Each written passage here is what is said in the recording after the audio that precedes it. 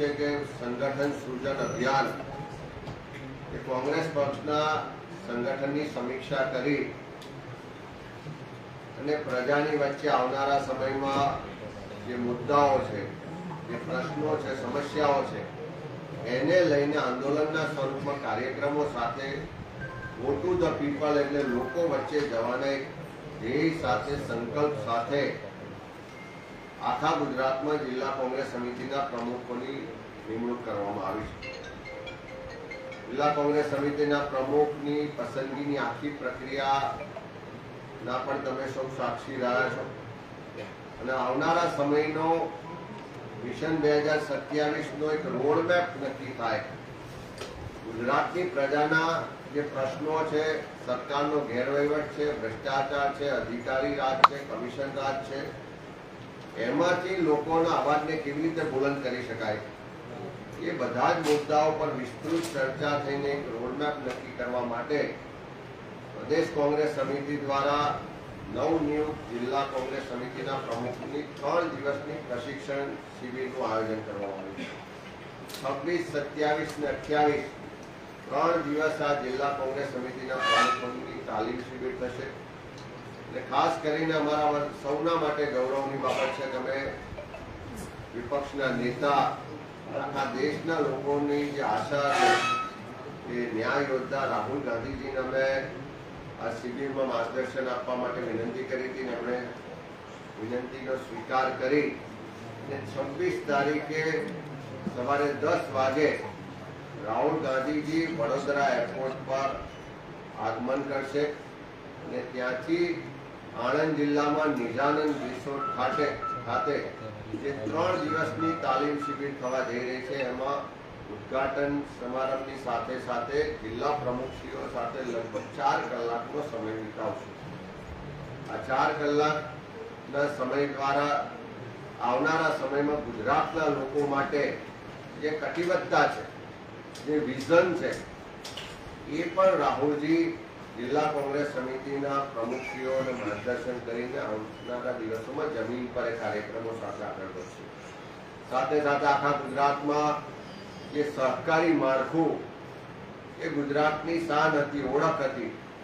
આખા દેશને સહકારી માળખાનું જો નેતૃત્વ અને દિશા આપી હોય તો ગુજરાતે આપી.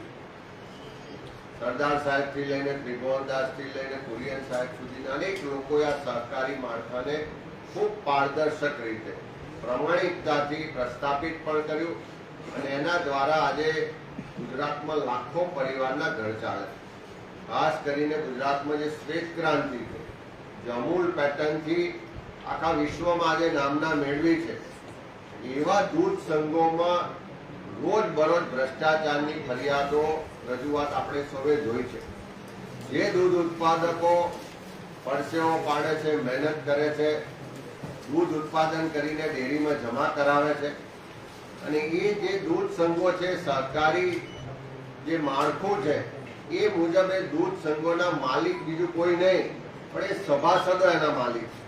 પણ આજે જ્યારે સભાસદો પોતાના અધિકારની વાત કરવા જાય, ભ્રષ્ટાચારની વાત કરવા જાય, નોકરીઓમાં જે ભ્રષ્ટાચાર થાય છે, લાખો રૂપિયા નોકરીમાં લેવાય છે, જે સંચાલકો છે તેમના મળતિયાઓ એના કોન્ટ્રાક્ટમાં કરોડો રૂપિયાના કમિશન થાય છે, એની મશીનરી કે નવા પ્લાન્ટ કે નવી જમીનો ખરીદવામાં મોટા કૌભાંડો બહાર આવી રહ્યા છે. તમે સૌએ જોયું હશે કે વડોદરા દૂધ સંઘ સામે પણ આંદોલન ચાલે છે, આણંદ દૂધ સંઘ સામે પણ આંદોલન ચાલે છે, હમણાં સાબરકાંઠા, મહેસાણા દરેક જગ્યાએ આજે સભાસદો પોતાનો હક માંગી રહ્યા છે, ભ્રષ્ટાચાર સામે ખુલ્લે આમ આંદોલન કરીને રસ્તા પર ઉતરી રહ્યા છે. એવા સંજોગોમાં સાબરકાંઠામાં આવી જ એક રજૂઆત દરમિયાન અશોકભાઈ ચૌધરી જેવા એક પશુપાલક શહીદ પણ થયા. આ જે દૂધ સંઘોનો ભ્રષ્ટાચાર છે, કોઓપરેટિવ સેક્ટર આખું દૂષિત થયું છે. ત્યારે આખા ગુજરાતમાંથી આ દૂધ સંઘમાં દૂધ મંડળીઓ સાથે કામ કરતા સહકારી આગેવાનો, દૂધ ભરનારા સભાસદો, એવા એક સમૂહ સાથે પણ રાહુલજી 26 તારીખે સંવાદ કરવાના. એમના જે પ્રશ્નો છે, એમની જે વ્યથા છે, એમની રજૂઆતો છે, એ સાંભળવાનો કાર્યક્રમ પણ 26 તારીખે બપોરે 3 વાગે આણંદ જિલ્લામાં જીટોડિયા ખાતે બંધન પાર્ટી પ્લોટ ખાતે કરવામાં આવશે। ત્યારે રાહુલજી એક દિવસના પ્રવાસે ગુજરાતમાં આવી રહ્યા છે। સવારે 10 વાગ્યાથી લઈને સાંજે 6 વાગ્યા સુધી ગુજરાતની ધરતી પર રહેશે। જિલ્લા કોંગ્રેસ સમિતિના પ્રમુખોને પણ માર્ગદર્શન આપશે। કોંગ્રેસના વરિષ્ઠ નેતૃત્વ સાથે પણ ચર્ચા વિચારણા કરશે અને સાથે સાથે સહકારી ક્ષેત્રના દૂધ સંઘો સાથેના જે લોકો છે, જે સભાસદો છે, એમની સાથે પણ સંવાદ કરીને એમના પ્રશ્નો સમજીને આવનારા દિવસોમાં એમને જે લડાઈ લડવાની છે, ન્યાય અપાવવાનો છે, હક અપાવવાનો છે, એ માટેની કટિબદ્ધતા પણ વ્યક્ત કરશે। અને મારે આપ સૌના મારફત ગુજરાતના લોકોને પણ કહેવું છે કે રાહુલજીએ હંમેશા કીધું છે કે ગુજરાત અને ગુજરાતીઓએ મને ખૂબ પ્રેમ આપ્યો છે। ત્યારે જ્યારે જ્યારે ગુજરાતને જરૂર પડે, જ્યારે જ્યારે ગુજરાતના લોકોના પ્રશ્નોની વાત આવે, એના અધિકારની વાત આવે, એના થતા અન્યાયની વાત આવે, તો એ લડાઈમાં હું હંમેશા તત્પર છું। અને એ તત્પરતાના ભાગ સ્વરૂપ આ 26 તારીખનો આખા દિવસનો રાહુલજીનો કાર્યક્રમ છે। એ કાર્યક્રમમાં સહભાગી થવા માટે વડોદરા પણ જિલ્લા કોંગ્રેસ સમિતિ, શહેર કોંગ્રેસ સમિતિ આજે મીટિંગ બોલાવી છે। ખૂબ મોટી સંખ્યામાં કાર્યકરોનો ઉત્સાહ છે। બધા જ કાર્યકરો રાહુલજીને પણ આવકારશે।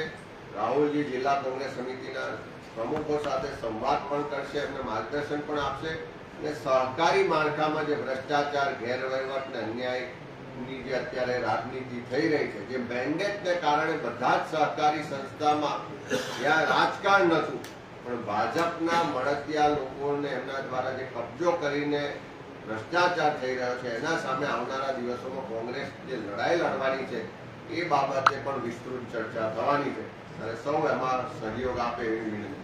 અમિતભાઈ, દિલીપ સંઘાણીએ એક નિવેદન કર્યું છે કે રાહુલ ગાંધી જેટલો પ્રવાસ કરે છે તેનાથી ફાયદો ભાજપને થઈ રહ્યો છે। દિલીપભાઈ વિશે મારે કંઈ કહેવું નથી, પણ એમણે જે પત્રો લખ્યા છે, એમની સરકારમાં શું ખોટું થાય છે, એમની આંતરિક ગેંગવોર કેટલી ચાલે છે, એ મારા કરતા કદાચ હું માનું છું કે મીડિયાના મિત્રોને વધારે ખ્યાલ છે કે જે લોકો ક્યાંક હાંસિયામાં ધકેલાઈ ગયા છે, જેમની પાસે અત્યારે કામ કરવાનો કોઈ એજન્ડા નથી, જેમને આજે કોઈ મુખ્ય પ્રવાહમાં લાવવા માટે તૈયાર નથી, એવા લોકો ખોટી નિવેદનબાજી કરીને ક્યાંક ને ક્યાંક ચમકવાનો પ્રયત્ન કરી રહ્યા છે। બીજું નિવેદન એમણે એવું પણ કર્યું છે કે ગુજરાતના પ્રદેશ પ્રમુખ માટે રાહુલ ગાંધીને પૂછવા માંગી રહ્યા છે કે ગુજરાતના પ્રદેશ પ્રમુખ એ લગ્નના ઘોડા છે કે જંગના ઘોડા? એ અમારો વિષય છે અને કોણ શું છે અમારી પાર્ટી પણ જાણે છે ને આવનારા 2 દિવસોમાં ગુજરાત પણ એને જોશે। પંજાબના મુખ્યમંત્રી ભગવત માન એવું કહી રહ્યા છે કે અમે વિપક્ષમાં છીએ, આમ આદમી પાર્ટી વિપક્ષમાં છે, વિપક્ષની ભૂમિકા નિભાવે છે, તો શું કહેશો? ઘણીવાર ભગવત માનજીનું એવું હોય છે કે કયા સમયે બોલે છે એ પણ લોકો ધ્યાન રાખતા હોય છે।